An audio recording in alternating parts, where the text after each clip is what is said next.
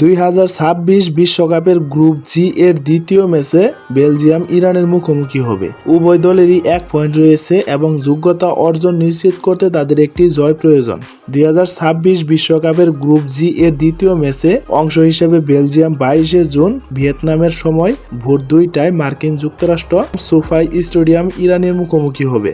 এই ম্যাচটি উভয় দলের জন্যই অত্যন্ত তাৎপর্যপূর্ণ, কারণ বেলজিয়াম এবং ইরান উভয় দলেরই তাদের উদ্বোধনীয় ম্যাচ শেষে মাত্র 1 পয়েন্ট অর্জন করেছে। বেলজিয়াম তাদের উদ্বোধনীয় ম্যাচে মিশরের সাথে 1-1 গোলে ড্র করে জাকুস রুডি গার্সিয়ার দলের উপর যথেষ্ট চাপ সৃষ্টি করেছে। ইরান ও নিউজিল্যান্ডের সাথে 2-2 গোলে ড্র করেছে, কিন্তু তারা যেভাবে দুইবার সমতা ফিরিয়েছে তা তাদের অসাধারণ লড়াইয়ের মানসিকতার পরিচয় দেয়।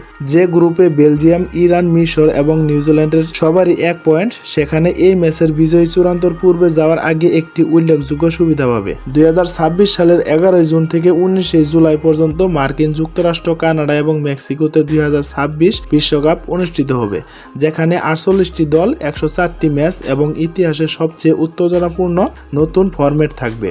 এখন চলুন আমরা জেনে নেই বেলজিয়াম বনাম ইরান এই হাই ভোল্টেজ ম্যাচটি কখন অনুষ্ঠিত হবে এবং কত তারিখে অনুষ্ঠিত হবে। ফাইনালি বেলজিয়াম বনাম ইরান এই ম্যাচটি শুরু হবে আগামী 22 জুন রাত 1টায়। তাই যারা ইরানের সমর্থক বা ইরানের সাপোর্টার রয়েছেন তারা অবশ্যই ফোনে অ্যালার্ম দিয়ে রাখবেন, যাতে করে আপনারা খেলাটা ভালোভাবে উপভোগ করতে পারেন। আর তাছাড়া এইদিকে ফুটবল ইতিহাসের এই প্রথম আন্তর্জাতিক কোনো টুর্নামেন্ট মুখোমুখি হতে যাচ্ছে ইরান ও বেলজিয়াম। প্রথম ম্যাচে নিউজিল্যান্ডকে রুখে দেওয়ার পরই ইরান কি পারবে বেলজিয়ামের মতো ইউরোপীয় পরাশক্তিকে থমকে দিতে?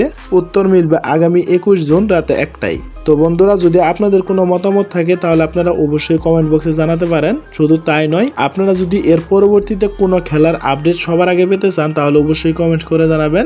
আপনাদের কমেন্টের উপর ভিত্তি করে ভিডিও বানানো হবে। শুধু তাই নয়, আপনাদের প্রত্যেকটা কমেন্ট সর্বোচ্চ গুরুত্ব সহকারে রিপ্লাই দেওয়া হবে। তো এই ছিল আমাদের আজকের ভিডিওটা। দেখা হচ্ছে পরবর্তী কোনো নতুন ভিডিওতে। সে পর্যন্ত সুস্থ থাকুন, ভালো থাকুন, আল্লাহ হাফেজ।